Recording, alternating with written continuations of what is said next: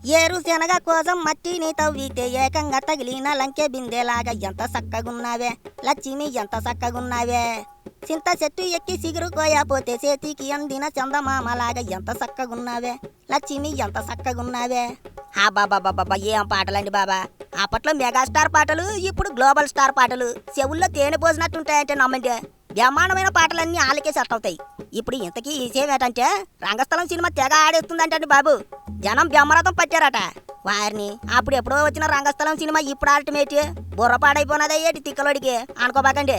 నేను చెప్పేది రంగస్థలం తెలుగు వర్షన్ గురించి కాదండి బాబు, రంగస్థలం జపాన్ వర్షన్ గురించి. 2017 సంవత్సరంలో మన తెలుగులో విడుదలైన రంగస్థలం సినిమాని ఈ మధ్య జపాన్ దేశంలో విడుదల చేశారులేండి. మనకి నచ్చినట్టే జపాన్ దేశం జనానికి కూడా సిట్టిబాబు చాలా నచ్చేసినాడట.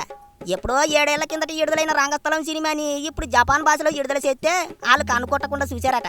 గాల్లో ఎగిరెగిరి తన్నే సినిమాలు చూసేవాళ్ళు మన రంగస్థలం సినిమా విడుదల చేస్తే మొదటి రోజు 1600 టికెట్లు తెగాయట. త్రిబులారు, సావో, సలారు, పఠాన్ సినిమాల తర్వాత రంగస్థలం సినిమాకే జపాన్ ప్రజలు ఎక్కువగా కనెక్టింగ్ అయిపోయారట. మొదటి రోజు 4 మిలియన్ల జపాన్ డాలర్లు, వీకెండ్లో 10 మిలియన్ల జపాన్ డాలర్లు, అంతా కలిపి 40 మిలియన్ల జపాన్ డాలర్లు వసూలు చేసినదట రంగస్థలం సినిమా. ఈ లెక్కన జపాన్లో కూడా రంగస్థలం సినిమా సూపర్ హిట్ అనే చెప్పుకోవచ్చు. అటుంటది మరి గ్లోబల్ స్టార్ సత్తా. ఇక పెద్ద విషయం ఏంటంటే, త్రిబులార్ సినిమాతో జపాన్లో రామ్ చరణ్కి, ఎన్టీఆర్కి చాలా మంది అభిమానులు అయిపోయారట. అందుకే రంగస్థలం సినిమాకి ఆ రేంజ్లో వసూలు వచ్చాయి. అది చూసి ఎన్టీఆర్ కూడా తన దేవర సినిమాని జపాన్లో విడుదల చేయబోతున్నాడు. ఇప్పటికే జపాన్లో ఎన్టీఆర్ చాలా భారీ ఎత్తున ప్రమోషన్లు చేశాడు, ఇంటర్వ్యూలు కూడా ఇచ్చాడు.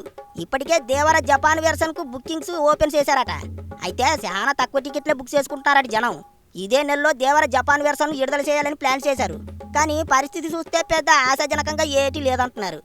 రంగస్థలం సినిమాని బీట్ చేయాలంటే దేవర ఇంకా స్పీడ్ పెంచాలి. ఇక ఇప్పటిదాకా జపాన్లో ఎక్కువ కలెక్షన్లు వసూలు చేసిన సినిమాల్లో త్రిబులార్ ఫస్ట్ ప్లేస్లో ఉంది. త్రిబులార్ సినిమాకి జపాన్లో 2400 మిలియన్ల జపాన్ డాలర్లు వచ్చాయి. ఆ తర్వాత బాహుబలి 2 సినిమాకి 305 మిలియన్ల డాలర్లు వచ్చాయి. మగధీర సినిమాకి 131 మిలియన్ల డాలర్లు వచ్చాయి. సాహోకి 130, బాహుబలి ఫస్ట్ పార్టీకి 75 మిలియన్ల డాలర్లు వచ్చాయి. ఇట్టా జపాన్లో కూడా మనోళ్ళు రచరచ చేస్తున్నారు.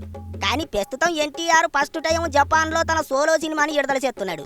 దేవర సినిమాతో జపాన్ ప్రేక్షక దేవుళ్ళని బుట్టలో వేసుకోవాలని చూస్తున్నాడు తారక్.